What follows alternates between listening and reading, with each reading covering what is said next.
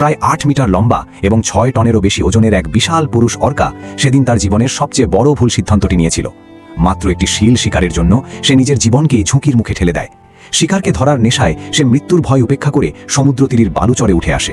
যদিও শেষ পর্যন্ত শিকারটি তার হাতছাড়া হয়নি, কিন্তু সেই সাফল্যের মূল্য ছিল ভয়াবহ। সমুদ্রের পানির ভাসমান শক্তি হারানোর পর মাত্র কয়েক মিনিটের মধ্যেই অর্কাটি নরম বালুর মধ্যে সম্পূর্ণভাবে আটকে যায়। তার বিশাল দেহের ওজন তখন তারই জন্য বোঝা হয়ে দাঁড়ায়।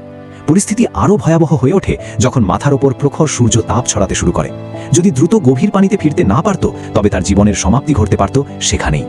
সৌভাগ্যবশত কয়েকজন পথচারী পর্যটক ঘটনাটি দেখতে পান। তারা দ্রুত সাহায্যের জন্য এগিয়ে আসেন এবং বিভিন্ন সরঞ্জাম জোগাড় করে অর্কার শরীরের নিচে জমে থাকা বালু ও কাদা সরাতে শুরু করেন। তাদের আশা ছিল কোনোভাবে যদি প্রাণীটিকে পাশ ফিরিয়ে দেওয়া যায় তাহলে হয়তো তাকে বাঁচানো সম্ভব হবে। কিন্তু কাজটি মোটেও সহজ ছিল না। অর্কার শরীর সাঁতারের জন্য তৈরি, স্থলে চলাফেরার জন্য নয়। একবার বালুর মধ্যে আটকে গেলে নিজের শক্তিতে মুক্ত হওয়া তার জন্য প্রায় অসম্ভব। কয়েকজন মানুষের সর্বোচ্চ প্রচেষ্টাতেও অর্কাটিকে একটুও সরানো যাচ্ছিল না। সে যেন বিশাল এক নোঙরের মতো বালুর মধ্যে গেঁথে ছিল।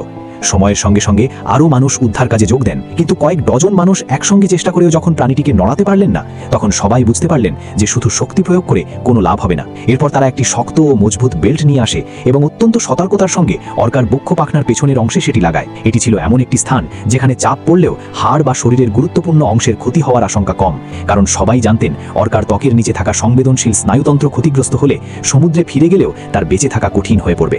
দীর্ঘ সময়ের নিরলস প্রচেষ্টার পর অবশেষে আশার আলো দেখা দিল। অর্কার বিশাল দেহটি ধীরে ধীরে নড়ে উঠল। ক্লান্ত উদ্ধারকারীদের চোখে তখন নতুন করে আশার ঝিলিক দেখা যায়। তারা ধৈর্য ধরে অল্প অল্প করে প্রাণীটিকে সমুদ্রের দিকে সরিয়ে নিতে থাকেন, কিন্তু গভীর পানিতে পৌঁছতে তখনও অনেকটা পথ বাকি ছিল। এদিকে সমুদ্রের ঢেউ ক্রমশ বড় হয়ে উঠছিল।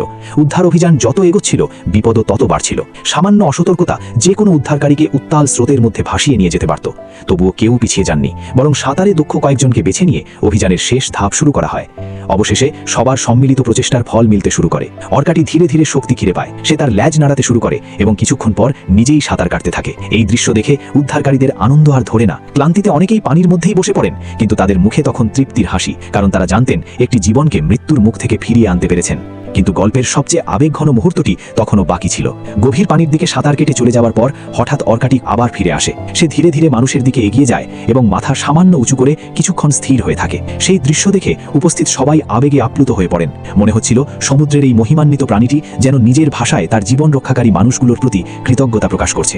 প্রকৃতির প্রতিটি প্রাণেরই অনুভূতি আছে বেঁচে থাকার আকাঙ্ক্ষা, আর মানুষ যখন নিঃস্বার্থভাবে অন্য একটি প্রাণের পাশে দাঁড়ায় তখন সৃষ্টি হয় এমন কিছু মুহূর্ত যা চিরকাল হৃদয়ে গেঁথে থাকে। সত্যি, প্রতিটি জীবন মূল্যবান, আর প্রতিটি ভালো কাজ একদিন না একদিন ভালোবাসার প্রতিধ্বনি হয়ে ফিরে আসে।